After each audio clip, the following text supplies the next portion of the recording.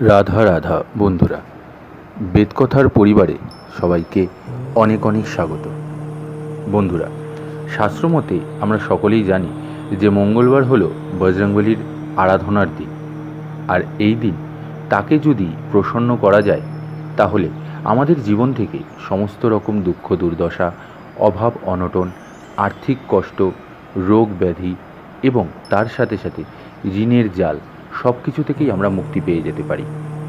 কিন্তু এবার প্রশ্ন হলো যে বজরংবলীর পুজো করার সময় বা তার আরাধনা করার সময় এমন কিছু মন্ত্র আছে যেই মন্ত্রগুলি যদি আমরা খুব নিষ্ঠা ভরে ভক্তির সাথে মনে মনে জপ করতে পারি তাহলে বজরংবলী খুবই প্রসন্ন হন।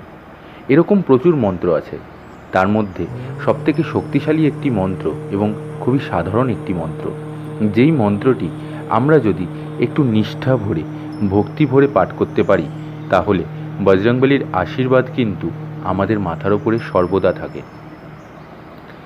শাস্ত্রে এমনটা উল্লেখ করা যায় যে এই মন্ত্র মঙ্গলবারের পাশাপাশি যদি নিয়মিত পাঠ করা শুরু করা হয় তাহলে যে কোনো সমস্যা মিটে যেতে সময় লাগে না।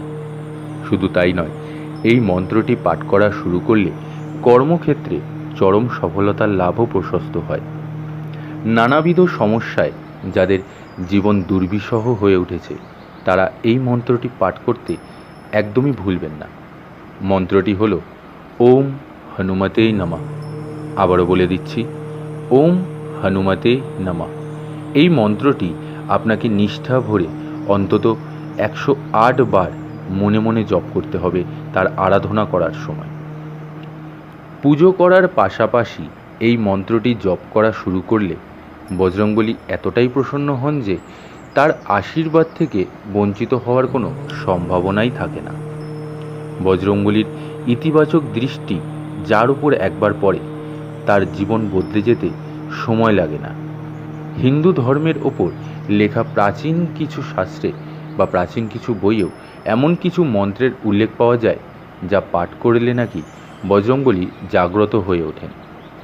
এই শক্তিশালী হনুমান মন্ত্রটি জপ করতে আপনারা একদমই ভুলবেন না, কারণ এই মন্ত্রটি জপ করলে আপনাদের সমস্ত কর্মের বাধা, আপনাদের সমস্ত রকম সমস্যা এবং বড় থেকে বড় বাধা বিপত্তি নিমেষেই কেটে যাবে।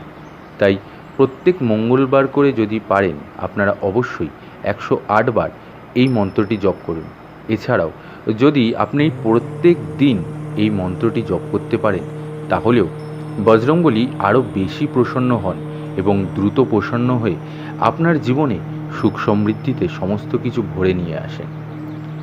শাস্ত্রানুসারে এই মন্ত্রটি পাঠ করা শুরু করলে গৃহে উপস্থিত খারাপ শক্তির প্রভাব কাটতে শুরু করে, ফলে কোনো ধরনের দুর্ঘটনার কবলে পড়ার আশঙ্কাও যেমন হ্রাস পায় তেমনি জীবনে আনন্দও ভরে আনে এবং এর সাথে সাথে আয় উন্নতিতেও শ্রীবৃদ্ধি ঘটে।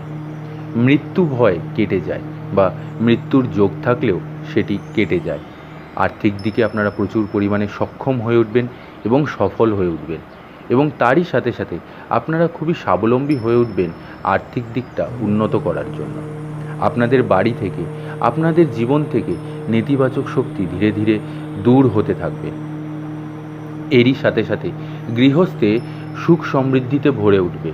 সন্তান সুখ থেকে শুরু করে আপনাদের স্বাস্থ্যেও খুব পরিমাণে পরিবর্তন দেখতে পারবেন এবং আপনারা যে দুঃখ দুর্দশা বা অভাব অনটন বা যেই কষ্টের মধ্যে থেকে যাচ্ছিলেন দেখবেন ধীরে ধীরে সেই সমস্ত কষ্ট আপনাদের জীবন থেকে নিমেষে সরে যাচ্ছে। কিন্তু নিয়ম একটাই, সেটি হলো প্রত্যেক দিন লাল বস্ত্রের ওপরে লাল বস্ত্র ধারণ করে বা লাল আসনের ওপর বসে আপনাকে এই মন্ত্রটি 108 বার নিষ্ঠা ভরে এবং বিশ্বাসের সাথে পাঠ করতে হবে। তাহলেই আপনার জীবন থেকে সমস্ত দুঃখ দুর্দশা, সমস্ত কষ্ট সব ধীরে ধীরে কেটে যাবে এবং দেখবেন আপনি আগের থেকে আরও বেশি প্রাণোচ্ছল হয়ে উঠেছেন, আনন্দমুখর হয়ে উঠেছেন। আপনার জীবন আরও বেশি পরিমাণে সুখ সমৃদ্ধিতে ভরে গেছে। আপনি খুব আশার আলো দেখতে পাচ্ছেন।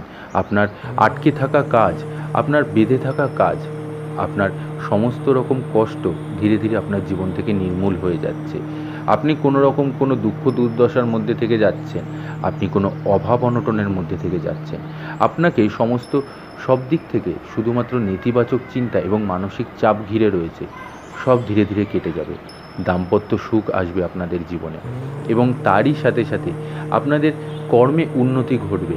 আপনি দীর্ঘদিন ধরে কর্মে একইভাবে পড়ে আছেন, কোনো রকম কোনো উন্নতি দেখতে পাচ্ছেন না, কোনো রকম কোনো লাভ দেখতে পাচ্ছেন না।